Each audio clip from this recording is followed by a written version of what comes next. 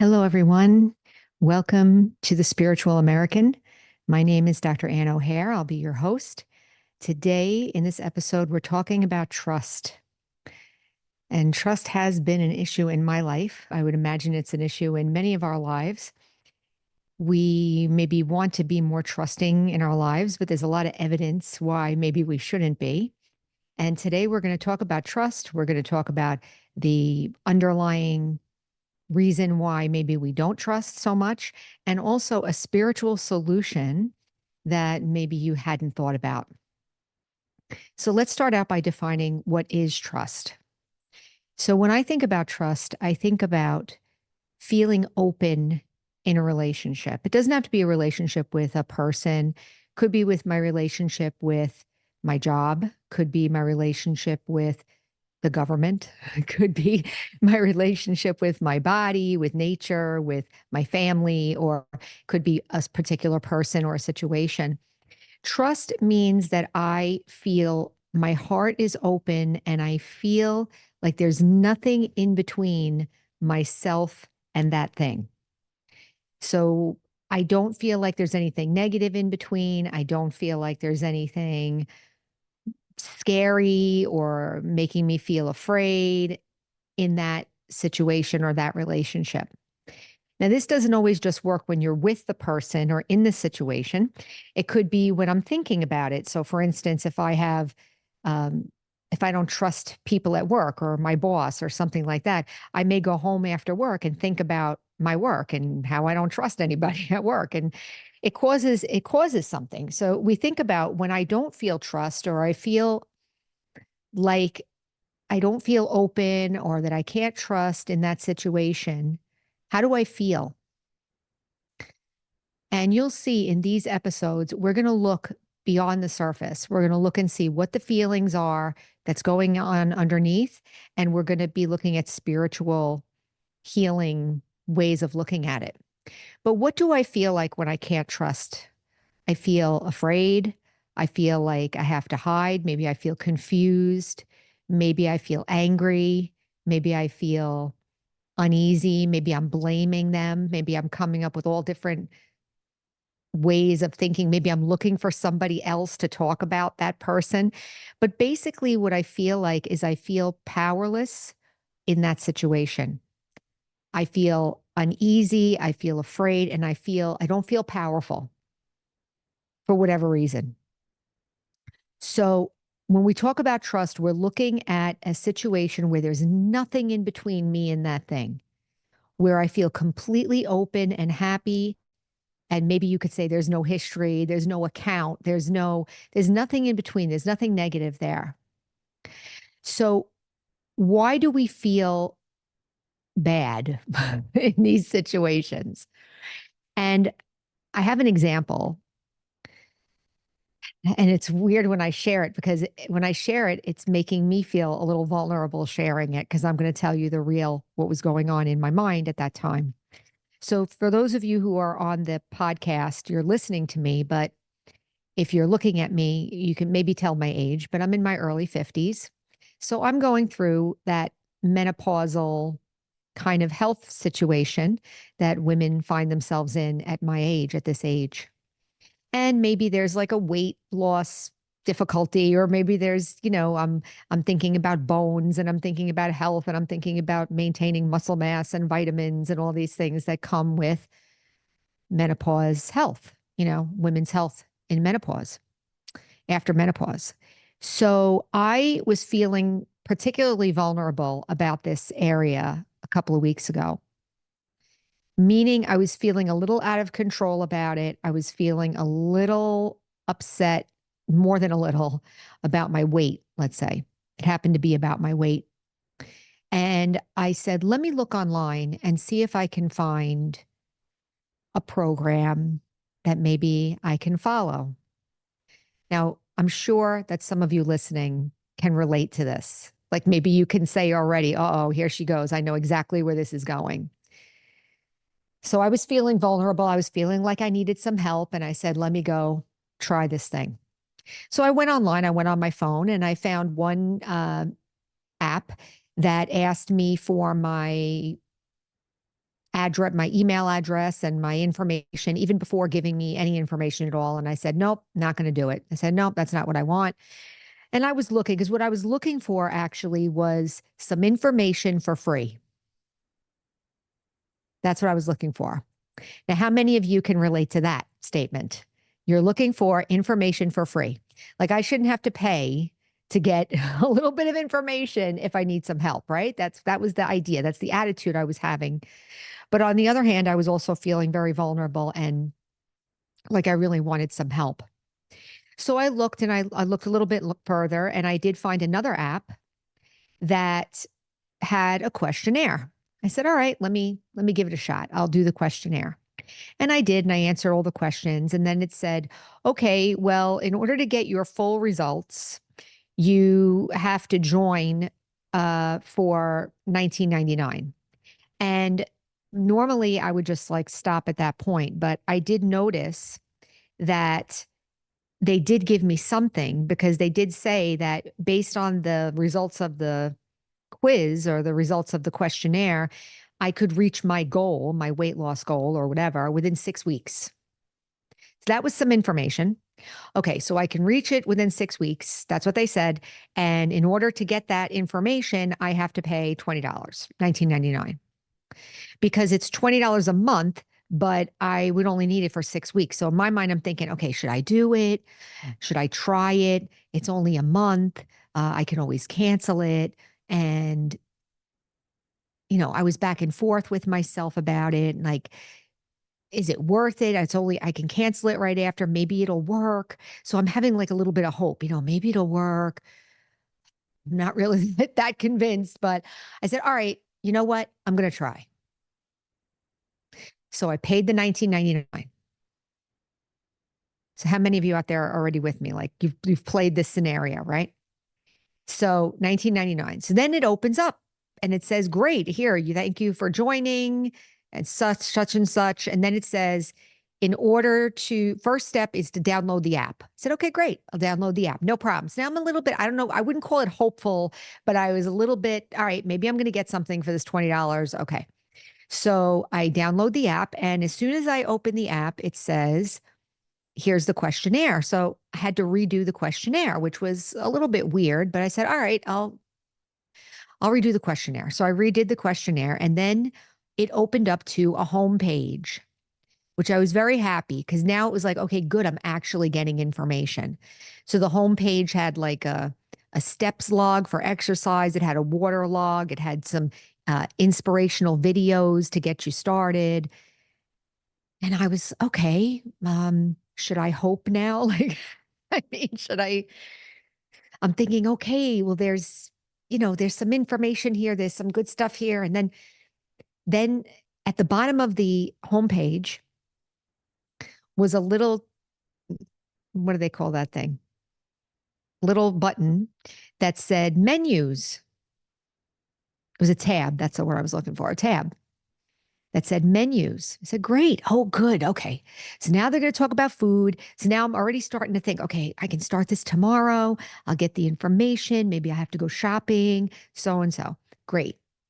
I click on the menu, and a screen opens up and says, in order to access your menus, you need to upgrade your membership for $59.99.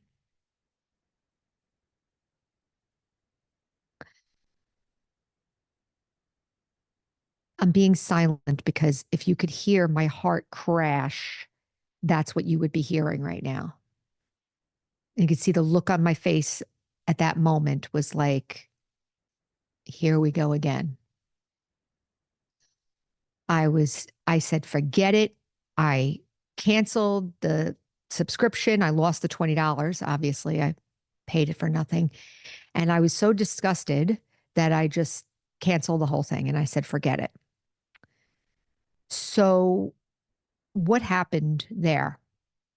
And why did I feel so bad?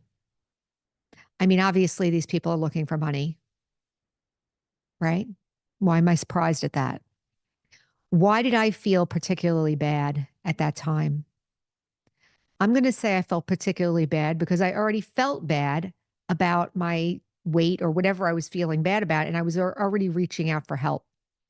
So, one of the things I want to talk about trust is that maybe we have a history of feeling vulnerable or feeling like I don't know something or that I need something.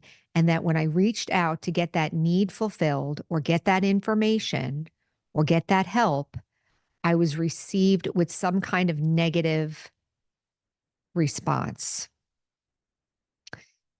It could have been, directly negative, like somebody being really nasty, but more often than not, it probably wasn't. It's probably somebody looking for money or somebody doing their job or somebody just being themselves. But because I felt so vulnerable and so needing the help, I just wanted somebody to like give me something to make me feel better, right?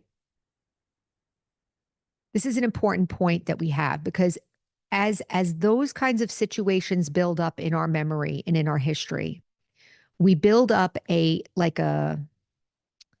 evidence-based file in our mind why I shouldn't trust things. Right? I have tons of evidence. It's not good to be vulnerable because people don't care. It's not good to ask for help because people aren't going to, help me or whatever. So what happens is I try not to be vulnerable because vulnerable means that I'm going to have to ask for something. And if I have to ask for something, then I have to deal with what people are going to do. And ultimately, I feel very um, helpless, might be too strong of a word, but I don't feel powerful in myself.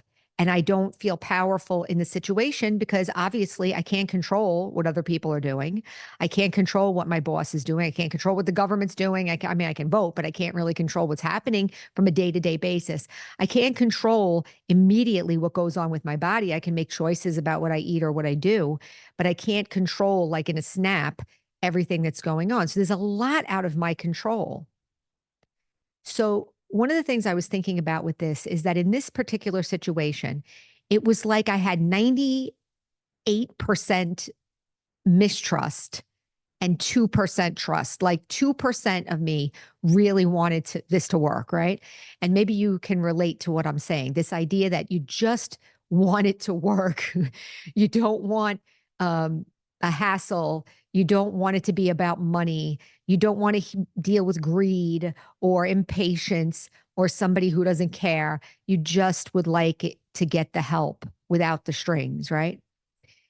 So that's the 2%. The 98% is the one that remembers all those times and what happened and is totally convinced that I can't trust anybody and that basically it's hopeless and there's just no power to be had in any of these situations.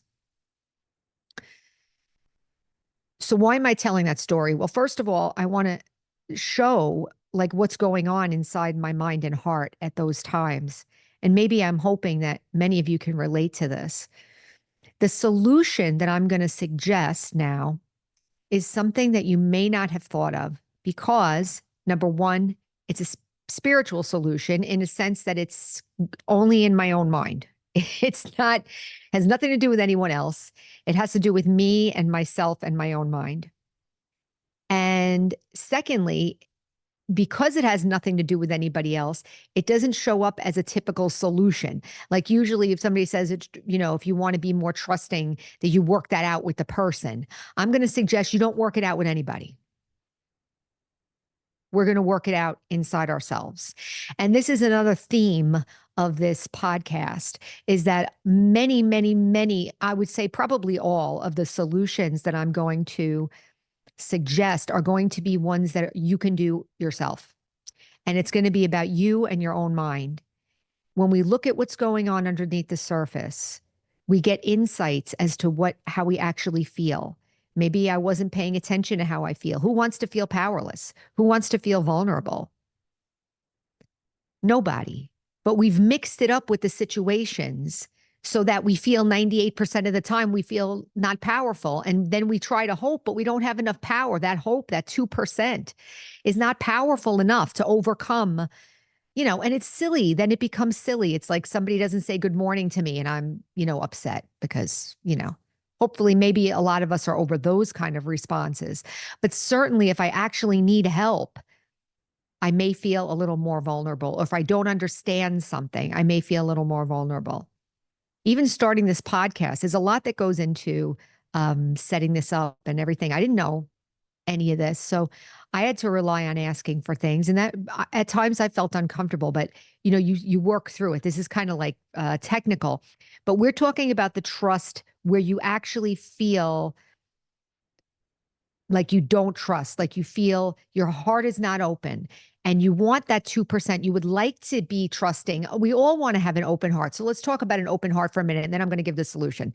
So, what would it be like to have an open heart? Do you have a situation in your life where you feel completely open? Is there a friend that you have in your life or a family member where you feel completely open? Maybe pets. I don't usually bring pets into this, but I know from my experience that pets have that. We have those relationships with pets because my relationship with them is so clear and cut that there's nothing else in between.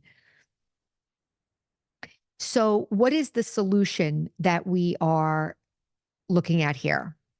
We want to grow that 2%. The 2% is what? The percent of me that wants to be open, that wants to feel safe,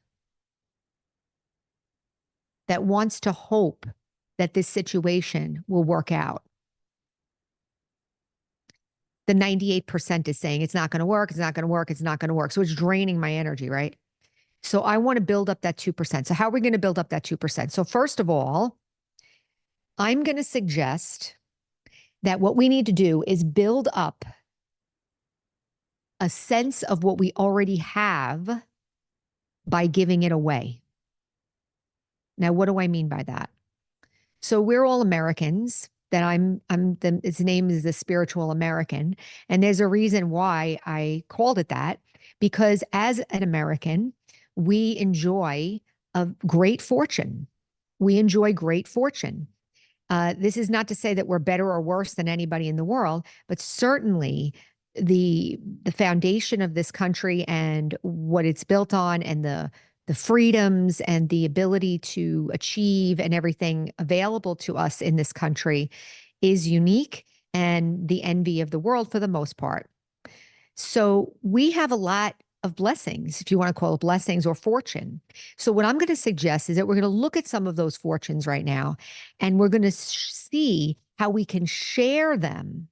And from a spiritual standpoint, this is a spiritual law. When you give away positive, like good feelings, good wishes, or whatever you have inside you that's good, if you give it away, you're actually building up your self-respect, you're building up your self-esteem, and you're also increasing that 2%, I'm going to say, that you're going to feel more powerful. So what is one thing that we have as Americans, or you can think of something, but I'm going to think of one thing. How about financial freedom? Let's say I'm a registered nurse. I'm a doctor of nursing practice and I make a good living right now. And so I can say that I enjoy financial security. And when I say financial security, how does that make me feel? So this is how we get in touch with this thing, the 2%. The 2% is hopeful, open, happy, having a good wish for an outcome, right? Like a positive. That's the 2%.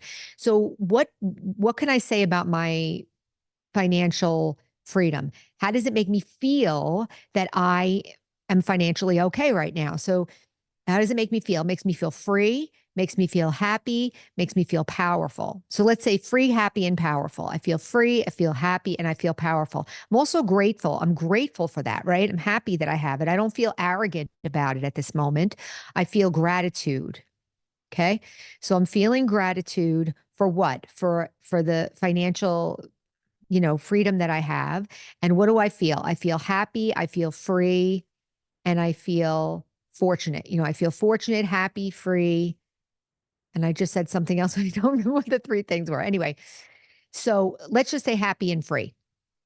So I feel, and secure. Let's say happy, free, and secure. So you can say meditation, but let's not call it meditation. Let's just say we're trying to build up that 2%. So let's get in touch with those feelings for a minute. We can practice together. So I feel freedom. So I'm thinking about my money and I'm saying I feel grateful that I have it and I feel free. I feel secure and I feel happy. I feel happy that I have money for things. that I don't have to worry about certain things in terms of money or in terms of buying things or being able to afford my life, right? So I feel happy, I feel free, and I feel secure. So let me feel those feelings for a minute. I feel happy, I feel free, and I feel secure. Let myself feel it for a minute. Like I really do feel that. Like confirm it in yourself. You really do feel that. And then when you feel it, actually feel it in the moment, then turn it out to give to the world. So say, right now, I feel secure and happy. And I wish that every single person feels secure and happy. You're sharing it with all. So don't say, I want to give it to this one or that one. You can, but that's not for this exercise. We want to give it to all. So we want to open up, we want to increase our capacity to feeling powerful inside. I feel secure. Let's try that one. I feel secure. And I say, I feel secure and I'm feeling it. And then I say, and I wish, so you turn it, I wish that every single person in the world feels secure. I feel free. And I wish in my heart that every single person in the world feels free. I want to say that as an American growing up in this country, I'm not going to talk too much about politics here because that's not what this is about. This is about being grateful for what we do have as Americans. There are certain things that we grew up with here that we can use in a spiritual way to heal ourselves, to empower ourselves, and also to be of service. And that's the aim of this, is to be of service at the end, that I can use what I have and help the rest of the world. And I think everyone wants that, but maybe we're not in touch with how. So this is how we're going to work on this. So how is this going to help me with trust? If I continue to give away my feelings of security, I'm expanding my capacity. I'm increasing my capacity for feeling secure. And little by little, I'm not going to feel so insecure. So, for instance, back into that example that I gave, if I didn't feel so insecure at that moment or so powerless about my weight or whatever I was doing with my diet and my weight at that moment, maybe I wouldn't have felt so bad. Maybe I wouldn't have even reached out to that thing that I maybe suspected wasn't going to work. By the way, when you increase your hopefulness or your capacity to trust, it doesn't mean that you become a doormat or naive or someone who can easily be manipulated. On the contrary, the more empowered I feel, the more able I will be to discern out when situations aren't right for me. And I'll be able to maybe set boundaries if I have to, or steer clear of situations that aren't going to be good for me. The stronger I feel inside, the more I'll be able to discern those things out. I feel more in control. I feel more secure. And I feel my intellect is working better and also working to protect and take care of me. So these are the benefits of doing this. So let's try it again. So let's say, and I wrote down here, give what you have. So whatever feelings you think you have, positive feelings, maybe you feel happy that you have your family, right? I'm so happy that I have a good family. And so what are the feelings? So the step is look at something that you're grateful for, that you feel is good in your life. Figure out what the feeling is that it makes you feel. Feel that and then wish it for everyone. So maybe I feel, like I said, happy with my relationship. Let's say I have a good marriage. Okay. So I'm very happy in my marriage. And how does it make me feel to have a good marriage? And I can say it makes me feel like full of love. It makes me feel full of love. I'm trying to think right now. I actually do have a good marriage. So I feel full of love. So right now I'm feeling that love in my heart, the love that I have as a result of having this good relationship. And now I feel so much love. And now I'm going to turn it and give it to the world. I wish that every single person felt this, what I'm feeling right now. So there's money, there's relationships, there's health. Maybe I'm grateful that I have my health. So I can ask my, okay, I'm very good. I'm healthy. I have a healthy body. I'm doing really good health wise. And so how does that make me feel? That makes me feel happy. Okay, good. So I feel happy. So I'm feeling happy that I'm healthy and happy and healthy, getting in the feeling of the feeling, and then I'm going to turn it. I wish that every single person in the world feels like this, feels happy. If you think about this, what I'm doing is I'm not giving anything away. I'm actually amplifying how I feel, sharing it, not losing anything, sharing what I have by amplifying it and including the whole world, my whole human family into this feeling that I have. And how this will impact trust, like I said, what it will do will reduce the feelings of vulnerability, and it will increase the feeling of self-respect and self-worth, because I'm using my mind and my heart in such a way by serving that I feel good about that. And there's nothing negative in there. There's no selfishness or anything like that. It's a pure feeling. It's a pure activity of the mind and heart. And that will make us feel better about ourselves and more powerful in our day-to-day lives. So that's the end of this episode. I hope that you heard something that you could use in your life. And the slogan of this podcast is heal, empower, and serve.